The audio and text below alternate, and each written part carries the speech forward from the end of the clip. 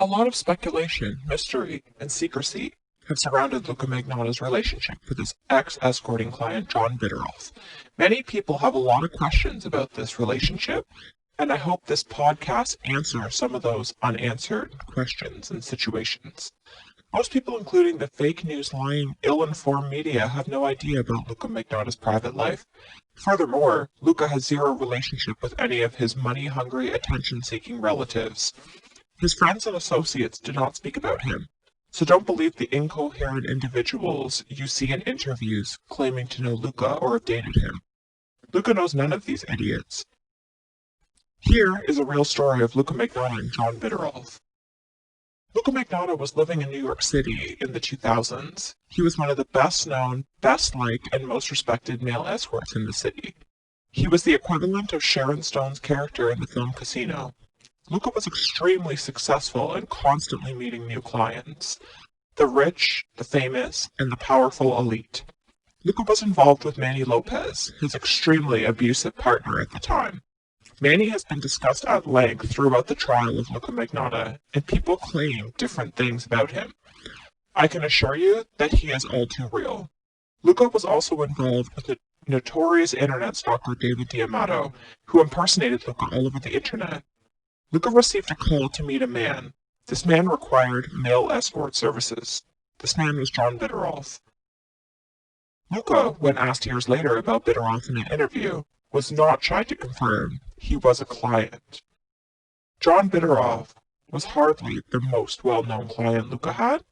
Luka never speaks about his clients or reveals their names in his black book, but Bittrolff admitted many times that he indeed knew Luka.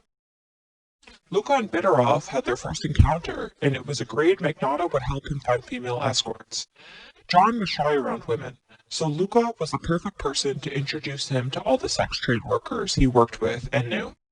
Luka always worked doubles with the women escorts, and he and John would have intercourse together with the prostitutes. John told Luka he hated transsexuals and she-males. Magnotta echoed the sentiment and brought Bittrolff all types of women. Before meeting Luka, Bittrolff found women on Craigslist. Luka used Craigslist a lot. However, that website became very shady, and Luka shifted more towards professional websites. John Bittrolff became very needy and wanted to monopolize Luka's services and time.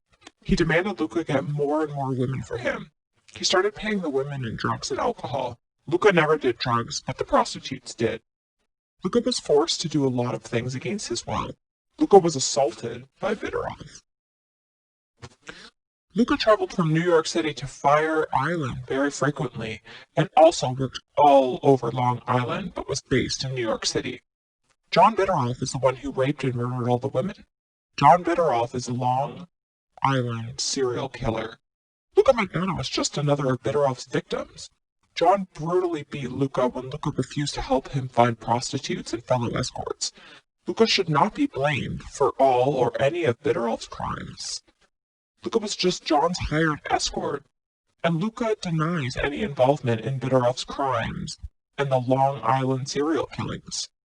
All the similarities are completely coincidental, and Luka is furious that he was accused of these things that he denies doing. Luka was innocent, and he was a bystander. In 2019, Luka did an interview and denied all involvement in the unsolved murders and any crime. Luka wishes to be left completely alone and hates the media. Nobody really knows anything about Luka Magnotta's life, nor will they ever, except the 10% that is public. Luka denies murdering anyone ever, and that he was, indeed, framed. Some people wonder how so many women could have gone missing in Long Island for so long without a suspect being arrested. John Bittrolff was obviously not the only individual murdering people on Long Island. Many people have speculated who the real killer or killers were. The chief of police, a doctor, a carpenter, nobody really knows. Luka said he heard John was furious when he picked up a female prostitute, quickly realized it was a transsexual, and killed him. Also, Luka heard John had celebrities involved in sex torture rings.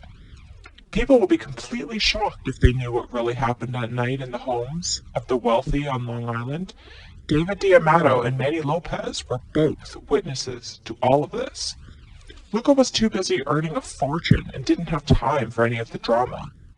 In fact, at that time, Luka was dating a very well-known hockey player in New York City. The man was his escort client. I hope this podcast has answered some of the many unanswered questions surrounding this case.